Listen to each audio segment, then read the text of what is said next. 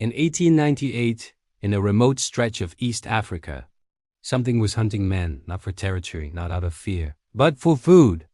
Two massive, maneless lions began a reign of terror so devastating that they stopped the construction of an entire empire's railroad. Over 9 months, they dragged workers from their tents in the dead of night and devoured them alive. The British Empire, the most powerful force on earth, was brought to its knees by two cats. This is not a movie. This is not a legend. This really happened. And one man, one single, stubborn, terrified man, decided he would be the one to end it. The year was 1898. The British Empire was building one of the most ambitious projects in history, a railway stretching 580 miles from Mombasa on the coast of Kenya, all the way inland to Lake Victoria in Uganda. They called it the Lunatic Express because critics said only a lunatic would try to build it. Enter Lieutenant Colonel John Henry Patterson, an Anglo-Irish military engineer, 31 years old, confident, disciplined. He arrived at the Tsavo River in March of 1898 with one job: build a bridge over the river so the railroad could continue. Simple enough. He had thousands of workers, mostly Indian laborers brought over from British India, and he had a timeline to meet. Patterson expected heat. He expected disease. He expected difficult terrain. What he did not expect was to become prey. It started just weeks after Patterson arrived. Workers began whispering about something lurking at the edge of camp after dark. Shadows moving through the tall grass. The smell of something musky and wild drifting through the tents. Then one night, it happened. A worker named Angan Singh was dragged from his tent in the middle of the night. His companions woke to the sound of his screams and the sickening crunch of bone. By the time anyone could react, he was gone, pulled into the darkness like he had never existed. The next morning, they found what was left of him, scattered remains near the riverbank. The killer? A lion. A massive, maneless male lion. But this was no ordinary lion. In the Tsavo region of Kenya, male lions often lack the iconic mane we picture. They're sleeker, faster, and somehow more terrifying.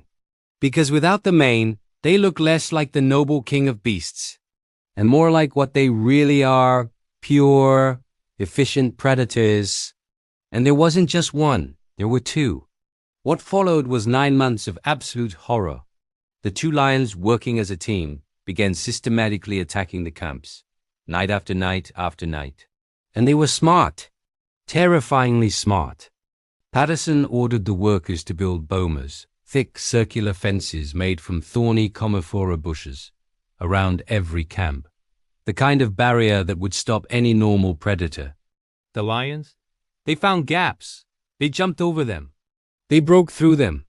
One lion would create a disturbance on one side of the camp, while the other attacked from the opposite end. Workers started sleeping in trees. They built platforms high off the ground. They lit massive bonfires that burned all night. They banged drums and tin cans until dawn. Nothing worked. The lions adapted to everything.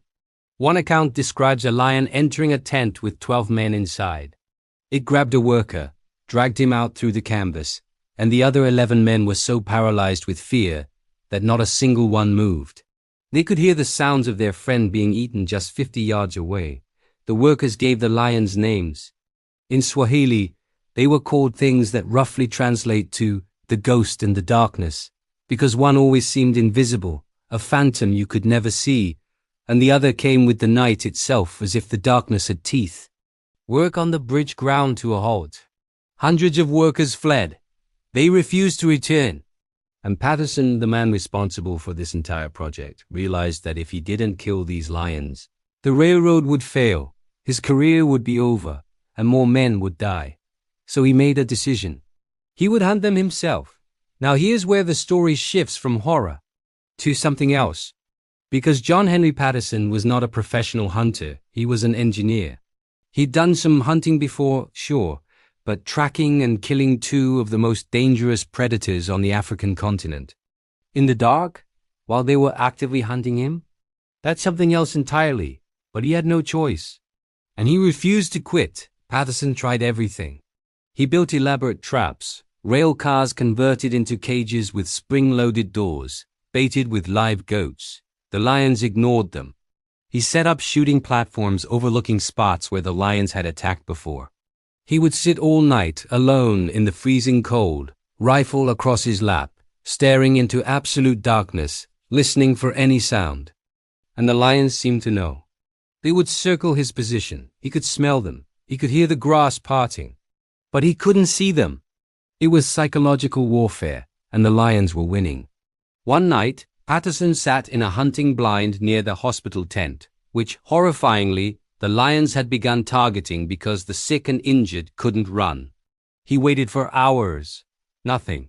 Finally, just as he was about to give up, he heard a noise behind him. He turned, and there, barely 15 feet away, were two gleaming eyes staring straight at him. He fired. The blast lit up the night. The lion vanished. When morning came, he found blood trails, but no body. The lion had survived. This happened again and again. Patterson would get a shot off. He'd wound one, and it would disappear into the bush. Some of the Indian workers began to believe the lions were not animals at all. They were demons, spirits of angry dead chiefs, supernatural beings that could not be killed. Even Patterson started to wonder. But he did not stop. December 9th, 1898, 9 months after the terror began. Patterson set up a hunting platform in a tree overlooking a spot where a donkey had been killed the night before. He knew the lions often returned to old kills. He waited. Hours passed. The temperature dropped. His muscles cramped. And then around midnight he saw movement.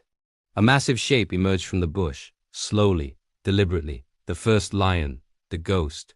Patterson raised his rifle, a .303 Lee Enfield. He aimed carefully. He could barely see the outline of the lion in the moonlight. He squeezed the trigger. The lion roared, a sound Patterson later described as the most terrifying thing I have ever heard, and charged directly at the tree where he was sitting.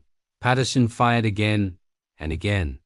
The lion crashed into the base of the tree, shaking it violently. Patterson held on, reloaded, and fired down. The lion finally staggered away into the darkness. At dawn, Patterson tracked the blood trail. He found the first lion dead about 50 yards from the tree. It had taken 8 bullets to bring it down. When they measured it, the lion was nearly 10 feet long from nose to tail. The camp erupted. Workers cheered. They danced. They lifted Patterson onto their shoulders. But Patterson knew the job was only half done. The darkness was still out there. 20 days later, December 29, 1898, Patterson spotted the second lion stalking near the edge of camp. He fired from a distance and hit it. The lion roared, spun, and disappeared. Patterson tracked it into the bush, which, if you know anything about hunting wounded big cats, is considered one of the most suicidal things a person can do. A wounded lion in thick cover will circle back, hide, and ambush the hunter. Professional hunters call it following up, and many of them refuse to do it. Patterson did it anyway. The lion charged him from the brush. Patterson fired, hitting it in the shoulder. It kept coming. He fired again. It stumbled but didn't fall. It lunged at him. He fired a third time, knocking it down. It got back up. He fired again. It finally collapsed, then tried to rise one more time, and Patterson put a final round into it. It took 6 shots, and the lion tried to get up and charge him with its dying breath. It was over. 9 months of terror. Finally over. How many men did the Tsavo lions kill? Patterson originally estimated 135. Modern researchers, using chemical analysis of the lion's bones and hair, believe the number was closer to 35 confirmed human kills, though many more were likely attacked and never found. But the impact went far beyond the numbers. The Tsavo Man-Eaters became one of the most famous wildlife events in history. Patterson wrote a book about it, The Man-Eaters of Tsavo, which became a bestseller, and inspired the 1996 film The Ghost and the Darkness, starring Val Kilmer and Michael Douglas. The 2 lions were eventually sold to the Field Museum of Natural History in Chicago in 1924 for the sum of $5,000. They are still there today. If you visit, you can stand face to face with the actual animals that terrorized an entire region and stopped an empire as railroad. And if you look into their glass eyes, You might understand why those workers called them the ghost in the darkness. But here's what I want you to take from this story. It's not really about the lions, it's about the man. John Henry Patterson was not a professional hunter. He wasn't a soldier of fortune or some fearless action hero. He was an engineer who was given a job. And when something unimaginable stood in his way, something that terrified him to his core, he didn't run. He didn't make excuses. He didn't wait for someone else to fix it. He sat alone in the dark night after night with nothing but a rifle and his own stubborn refusal to quit.